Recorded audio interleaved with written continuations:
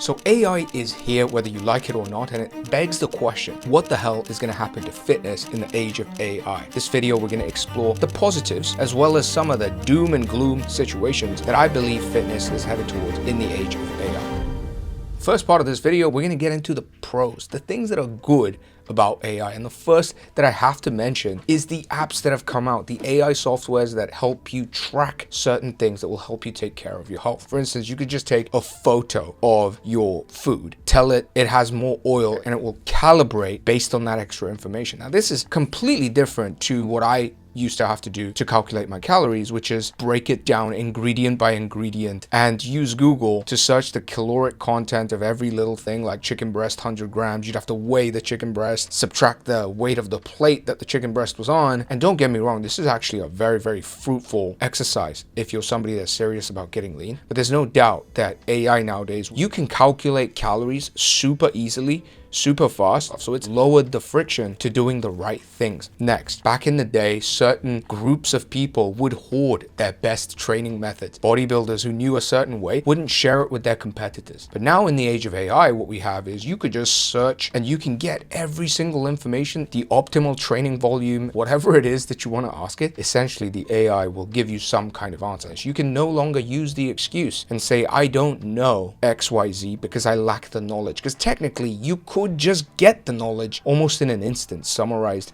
to your liking. Information is no longer the obstacle for you to achieve the goals that you want when it comes to fitness. Next, a really cool thing that AI can also do, which is something that I feel like earlier versions of artificial intelligence could not do, is actually give you feedback. Back in the day with Google and whatever search engine, like you can search stuff, you can get information, but you can't get feedback that is custom to you. Now with ChatGPT, you can tell it what's happening in your life and in your training and in your diet, and it will give you feedback that is personal to you based on the information that you gave it. This is pretty revolutionary. This is also what makes it quite addictive and dangerous, as we'll get onto. But there's no denying that this feedback element, this interactivity that has been added to AI is a game changer. That means not only can you get the information, not only can you have technology and software that's going to make your life easier by reducing the friction, you can get feedback from AI that you can design yourself. This is a game changer because feedback is a huge element of progress which we did not have before. Next, the final point is something that I experienced personally, and this is probably what is the most impressive and the most scary thing about AI in my opinion. And it comes from a story of when I got a neck injury training in jiu-jitsu. Honestly, I was so down, I was so depressed. I had this buzz going down my arms into my last two fingers. I literally could not move without just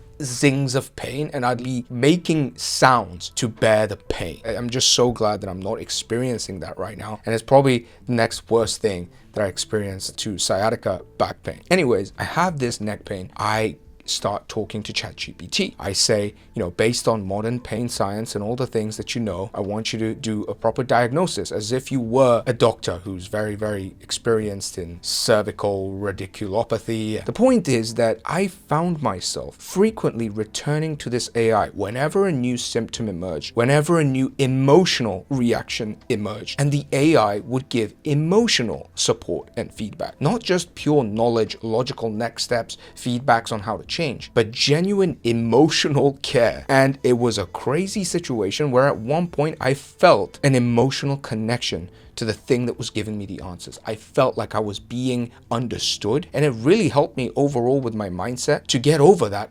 episode. So when you think about building muscle, losing fat, overcoming injury, getting fit and healthy overall in your life, AI can help you a lot. Now that we've underlined most of the positive benefits, let's now get on to some of the more dodgy stuff that AI might be doing to fitness that I think is coming upon us without us even realizing that much. The first thing that strikes me is that fitness is becoming less and less necessary in the modern world, and even less as AI comes to the fore. Back in the day, historically speaking, fitness was genuinely a necessity. Now, if you imagine the caveman days, it was directly linked to survival. If you could not run, if you were too slow, you could very well be eaten by animals, or you would be chased down and the first to be killed in a tribal war. Like, fitness was directly linked to how you could live. Now, as we got more and more developed, medicine got developed, science got developed, safety and health was more guaranteed for a larger and larger part of the population. Most people in the developed world, at least, can live a pretty safe life, and they don't need really to lift weights or go on runs to stay alive and fit and healthy. Now, what's going to happen with AI? Step one is that a lot of the physical things that we had to do, going and getting the groceries, that's already been pretty much taken away by delivery apps, fixing your house, moving up to wash the dishes, taking out the bins. That could very well be replaced by robots. So a lot of the physical labor as well as the mental labor will be replaced by robots, which means we're going to live more and more in a safe environment. Medical technology is going to get so good so that maybe you don't even have to move. They're just going to inject you with certain nutrition that you need to stay healthy. And if you do need to move to stay healthy, maybe they will attach you to certain machines and robots that will literally move your limbs and burn calories for you. And this is something that I believe could very well happen in the near future. I mean, judging by a lot of the experts talking about AI. So overall fitness is just becoming way less necessary, which probably means it's going to become less and less important. That's the world that we're going to. Next, I opened up Instagram to search a jiu-jitsu gym that I plan to go to when I went to Shanghai. So I'd open the Instagram app, I would go on the search button, and immediately I was hit by a myriad of images that caught my attention. Some football, some girls, some travel destinations, some ad, some influencer that I was following. And it was just all of these things at once that I forgot what I went in the app to search for. And I spent 20 minutes just randomly scrolling reels, as they say, doom scrolling, only to go, wait, I swear I opened this app for a reason. And then I would have to shut the app, think for like a good 2 minutes to remember, oh, and then I went back to search and the same thing happened. I again forgot what I was going to search, did the whole same thing again. And that's when I realized the algorithms have become way too powerful, because it's no longer human beings coding them. It's now AI that is deciding and choosing and finding based on interests and experiences and behavioral patterns that you didn't even know existed about yourself to design your next real experience. Now, what does this mean? It means that you're going to become more and more controlled, because that what I just described was me being literally controlled in the way that I act through this dopamine response. You're going to become more and more controlled and docile, but not through fear, but through entertainment. Now think about this. Back in history, we used to be controlled by fear, like dictators or threat of violence or police or laws and all this kind of stuff. And that keeps us kind of following the rules and not doing anything crazy and out of line. Now it's like you're becoming more and more stupid, controlled, docile, subservient by becoming overly entertained. Almost like how they used the gladiators in the Colosseum to dumb the people. But what's happening is that we're taking that entertainment factor into individual hands and making it so damn powerful that you're just glued to the screen. What does that mean? It just means you're not gonna feel the need to even move, because you can get all the experience you need right in front of your face. That connection is becoming so powerful that people will have less and less control over the actions they take. They will literally be forced to look at the screen as opposed to choosing to look at the screen. And when you're forced to look at the screen, you're not moving, you're not exercising, you're not going on runs, you're not doing jiu-jitsu, and all of these things bode pretty badly for our health and fitness in the age of AI. Next, the next thing relates to what we already talked about, which is this democratization of information. The overload of information is another way to call it, and it is the double-edged sword. On the one hand, we have so much information at our fingertips, you can just get it. But another thing is that because there's so much information, there's overload, there's confusion, and there's paralysis. It's like the paradox of choice. You go in to buy some jeans, and the only jeans they sell are like just this one Japanese straight-legged jean. You're gonna just buy it because you went in to buy jeans, that's the only thing they had. But if you go in and there's straight fit, regular fit, boot cut fit, tapered fit, skinny fit, in all the different washes, indigo wash, one wash, rigid, all this stuff, you're like, wait, what do I even get? Now imagine that times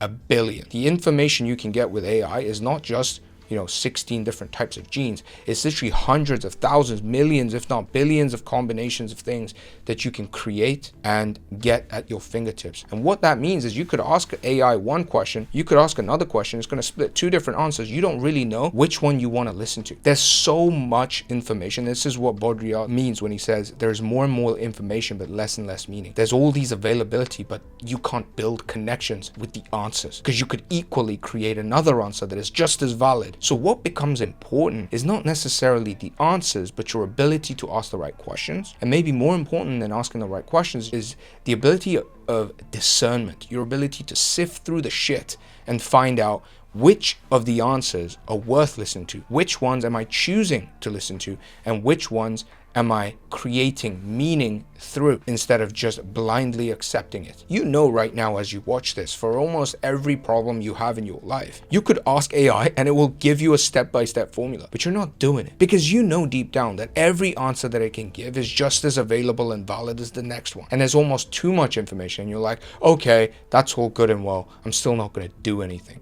So it causes paralysis, even though on the surface it reduces the friction and it democratizes information. This is one other way in which it can almost paralyze our bodies, because AI is only going to accelerate this process of information overload and the consequent lack of discernment. Next. And this leads us on to the last point, which is what they call hyper reality. I think Baudrillard was the guy that came up with this phrase.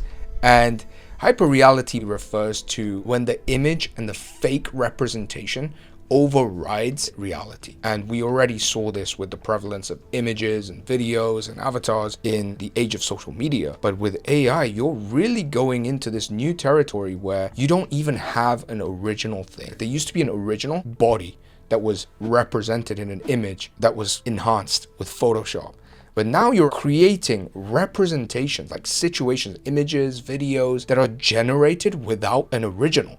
Like it's just pure representation. And what does that mean? Is it's really blurring the boundary between what we think is real and what we think isn't. Couple that with the glued to the screen phenomenon, what you get is people are more and more obsessed with the simulation, with a simulated experience, what's happening in the screen, how they are represented on the screen. And it's not even that far to think that, you know, we're gonna live like those people, like Brain in a Vat, like in the Matrix, like in Dune, whatever that race is, where you're just plugged in into a simulation, just watching, experiencing different emotions, different actions through this simulation. And the real world, the physical world that your body inhabits, that is the one that is just being neglected. You can't be healthy, you can't be fit, you can't feel good, you can't have any kind of normal fitness working out when you're tapped into a Brain in a Vat simulation situation, which is what a lot of people think we are heading to if we aren't already in there, for the guys that are into the whole simulation theory. What does that mean for you and me going into the world of AI? Nobody really knows. Nobody really knows what's going to happen. Nobody really knows if we're going to be doing exercises controlled by robots, whether we're going to be tapped into different simulations so we won't even have to hit the gym anymore, or we're going to have tubes feed us like perfect nutritional balance that is catered to us,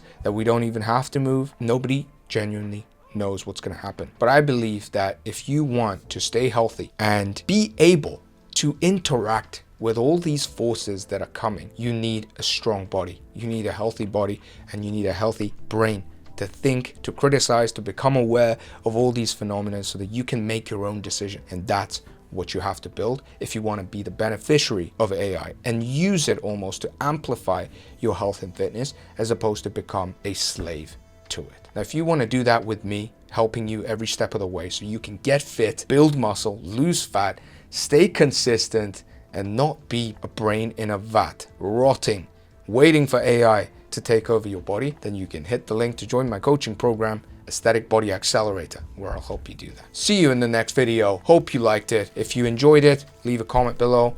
Please let me know your thoughts. I'll see you next week. Bye-bye.